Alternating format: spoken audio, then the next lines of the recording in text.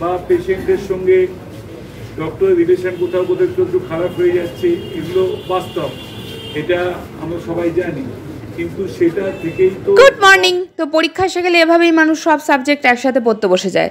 চলো ওপিডিতে চলো, আজকে ডক্টরস ডে উপলক্ষে একটা ছোট্ট অনুষ্ঠান আছে, চলো। এরপর আমরা কিছু একই সঙ্গে খুব বড় চিকিৎসক ছিল এবং দুটো কাজেই খুব সফলতার সঙ্গে তিনি জীবনে অতিবাহিত করেছেন।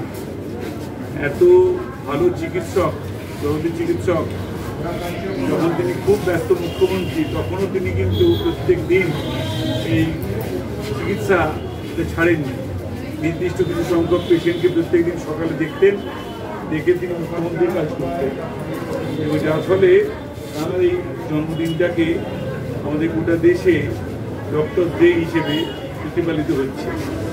এই দিনটাতে আমরা প্রত্যেকটা চিকিৎসককে শ্রদ্ধা সম্মান জানাতে চাই যে তাদের অবদান, তাদের সহানুভূতি, তাদের সেবা, এর ফলেই আমরা এই সময়টা সুস্থভাবে কাটাতে পারছি। চিকিৎসকদের অবদান এটা তো আমরা কেউ অগ্রাহ্য করতে পারবো না। হয়তো ইদানিংকালে কোনো কোনো চিকিৎসক কিছু হয়তো ভুল করছেন বা পেশেন্টের সঙ্গে ডক্টরের রিলেশন কোথাও কোথাও একটু খারাপ হয়ে যাচ্ছে, এগুলো বাস্তব, এটা আমরা সবাই জানি, কিন্তু সেটা থেকেই তো সব চিকিৎসক সম্বন্ধে সিদ্ধান্ত নেওয়া যায় না। উনি যেমন এক মহান চিকিৎসক ছিলেন, তেমনি আমাদেরকেও সবাইকে মহান চিকিৎসক হয়ে উঠতে হবে এবং এখনও বেশিরভাগ জায়গাতেই চিকিৎসকের সঙ্গে রোগীদের সম্পর্ক অত্যন্ত মধুর, খুব ভালো, কেননা চিকিৎসকেরা দরদ দিয়ে, ভালোবাসা দিয়ে, সহানুভূতি দিয়ে চিকিৎসা করে থাকেন। এটাই সাধারণ। আমাদের অনেকের ভুল ধারণা থাকে যে চিকিৎসকেরা শুধুমাত্র ব্যবসার দিকে তাকিয়ে চিকিৎসা করে থাকেন, বা অনেকেই ভাবেন যে হসপিটালে গেলে একরকম চিকিৎসা হয়, তার চেম্বারে গেলে একরকম চিকিৎসা হয়, এই সমস্ত আইডিয়া থাকে ডাক্তারদের সম্বন্ধে। আমি যখন ডাক্তার ছিলাম না, আমারও এরকম আইডিয়া ছিল যে প্রাইভেট জায়গায় গেলে একরকম চিকিৎসা হয়, হসপিটালে একরকম হয়। এটা কিন্তু ঠিক নয়, কেননা কোনো ডাক্তারই ইচ্ছে করে কোনো পেশেন্টের ক্ষতি করতে চায় না, এটা কখনোই ঘটতে পারে না। একজন মা যেমন তার সন্তানের কখনো অকল্যাণ চায় না, সেভাবে কোনো একজন চিকিৎসক তার পেশেন্টের কখনো অকল্যাণ চাইতে পারে না, এটা সম্ভব নয়। হয়তো তার জ্ঞানের অপ্রতুলতার জন্য, তার ব্যস্ততার জন্য, বা সবসময় ঠিকঠাক জিনিসটা মাথায় আসে না, এই জন্য ভুল চিকিৎসা হয়ে যায়। হয় না যে তা নয়, ভুল সিদ্ধান্ত হয়। আমরা সবাই কেউ পারফেক্ট নই, কিন্তু ইচ্ছে করে ভুল করে এটা বোধ হয় কেউ নয়। সুতরাং ভুল হতে পারে, মানুষ যে কোনো মানুষের ভুল হতে পারে, চিকিৎসকের ভুল হতে পারে, এটা নিয়ে কোনো কিছু ভেবে লাভ নেই। যাই হোক, উনি আমাদের মুখ্যমন্ত্রী ছিলেন, মহান চিকিৎসক ছিলেন। ঘটনাচক্রে 1 জুলাই তিনি জন্মগ্রহণ করেছিলেন, আর 1 জুলাই তার দেহত্যাগ হয়েছিল।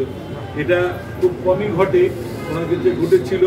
অত্যন্ত মহান মানুষ ছিলেন এবং তার জীবন মানুষের বেদনার জন্য তিনি নিজে যেমন নিজে বিয়ে করেননি, তেমনি শুধুমাত্র মানুষের জীবনের জন্যই পুরো জীবনটা ব্যয় করে গেছেন।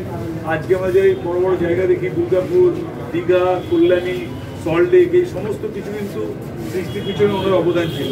তাকে বলা হয় বাংলার উপকার বলা হয়। এই জন্য গোটা পশ্চিমবঙ্গটাকে তিনি খুব ভালোবেসেছিলেন, মানুষকে ভালোবেসেছিলেন এবং গোটা রাজ্যতে উন্নতি করতে চেয়েছিলেন। তা এই দিনটাতে শুধু একটা মালা দেওয়া, একটু ধূপ জ্বালানো, এটাই যথেষ্ট নয়।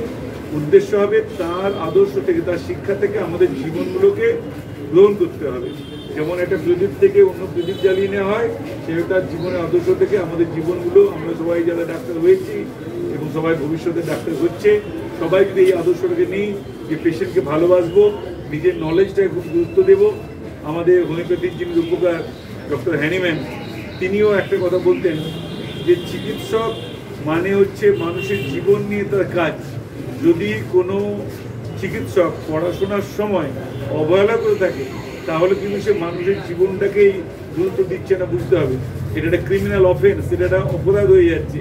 কেননা তার অজ্ঞতার জন্য, তার বুদ্ধি কমের জন্য সে কী করছে, একটা মানুষ মারা যাচ্ছে, এটা একটা খুন হয়ে যাচ্ছে। এবং অজ্ঞানতা মানুষের মৃত্যুর কারণ যেন না হয়। মানুষকে এমনভাবে নিজেকে তৈরি হতে হবে যে আমার ফলে কোনো মৃত্যু যেন না ঘটে। মৃত্যু অবশ্যম্ভাবী, হ্যাঁ, জন্ম বৃদ্ধি মৃত্যু যেমন থাকবে, অসুখ বিসুখ থাকবে, কিন্তু আমার চেষ্টা থাকবে যেন সেখানে আমার কোনো ভূমিকা না থাকে, সেখান থেকে তুলে আনার চেষ্টা থাকবে। আজকের দিনে ওনাকে স্মরণ জানাই এবং প্রণাম জানাই। ওনার কাছ থেকে যেন আমরা সেইভাবে অনুপ্রাণিত হয়ে নিজেদের জীবনটাকে তৈরি করতে পারি। সবাইকে ধন্যবাদ। মানুষ বিশ্বাস করে সমস্ত কথা বলে, যে মানুষ কাছের মানুষকে যে কথাগুলো বলতে পারে না সেই সমস্ত কথাগুলো কিন্তু ডক্টর বাবুদেরই এসে বলেন। আজকের দিনটা তাদের জন্যই সেই গুরুত্বপূর্ণ দিন, যারা সামনের কিছুদিন আগেই আমরা করোনার একটা দাবদাহ সময় কাটিয়েছিলাম। সেই সময়ে ফার্স্ট লাইন বর্ডার হিসেবে কিন্তু এই ডক্টররাই সামনে দাঁড়িয়ে থেকে বিভিন্ন প্রতিকূলতাকে জয় করেছিল। সেই ডিউটি করতে গিয়ে এবং জীবনকে ভয় না করে সেই ডিউটি করাকালীন অনেকের মৃত্যু হয়েছে, অনেকে পরিবার থেকে অনেকেই চলে গিয়েছেন। তো এই সমস্ত কাজরা কেবল ডাক্তাররাই পারেন। আমরা দেখি অনেক সময় সোশ্যাল মিডিয়াতে যে ডাক্তাররা অনেক সময় ভুল করার কারণে, কোনো ত্রুটি করার কারণে তাদের মারধর করা হচ্ছে। বিভিন্ন মেডিকেল কলেজে দেখি, ইভেন আমরা যখন এখানে আউটডোরে বসি আমরাও অনেক সময় গালিগালাজের শিকার হই। দেখি অনেকেই ভুল একটু দেরি হলে ধৈর্য হারিয়ে উল্টোপাল্টা কথা বলে থাকেন।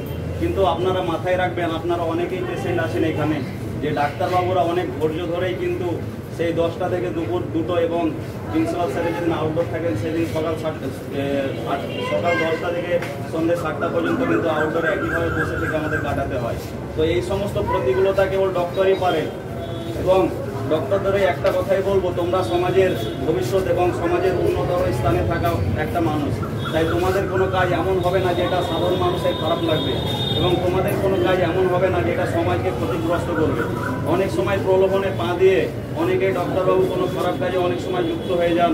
অনেক নার্সিংহোমে, অনেক হসপিটালে এবং অনেক ওষুধের কারখানায় দেখি অনেক ডক্টর অনেক রকমভাবে জড়িত হয়ে গিয়ে নিজের যে অস্তিত্ব এবং ডাক্তারির যে মাহাত্ম্য সেটা নষ্ট করে ফেলেন। তা আমাদের সমস্ত সময় মাথায় রাখতে হবে যে আমরা কেবল রোগীর জন্য, রোগী আছে মানে আমরা আছি। তাই রোগীর পরিষেবা আমরা সবসময় দিয়ে যাব এবং আমাদের সময়টা যেন কাটানো হয় রোগীর নিজের পরিবার ছাড়া রোগীর পেছনে।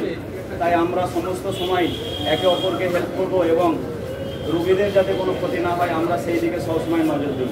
এবং আমাদের উদ্দেশ্য হবে এটাই যে সুস্থ সমাজ দেওয়ার এবং সুস্থ পরিবেশ দেওয়ার। কারণ একটা সমাজ সুস্থ, একটা স্বাস্থ্য সুস্থ মানে একটা সমাজ সুস্থ। তাই সমাজকে উন্নত শিখরে পৌঁছে নিয়ে যেতে একটা ভালো স্বাস্থ্যই পসিবল। তাই ভালো স্বাস্থ্য দেওয়ার জন্য আমাদেরকে কিন্তু সবসময় মানুষের পেছনে থাকতে হবে। সবাই ভালো থাকবে এবং সবাই আরও উপরে যাবে এই কামনা করি। এবং আজকের দিনে আমরা সবাই এটাই দৃঢ় প্রতিজ্ঞাবদ্ধ হব যে সমাজের জন্য আমরা আছি এবং রোগীর জন্য আমরা আছি। ধন্যবাদ। এবং ভবিষ্যতে যেন আমরা তার মতো ডক্টর হয়ে উঠতে পারি তার জন্য আমরা আশা করব। আমাদের প্রোগ্রাম এই পর্যন্তই আসবে। এরপর ক্লাস আছে। বাই।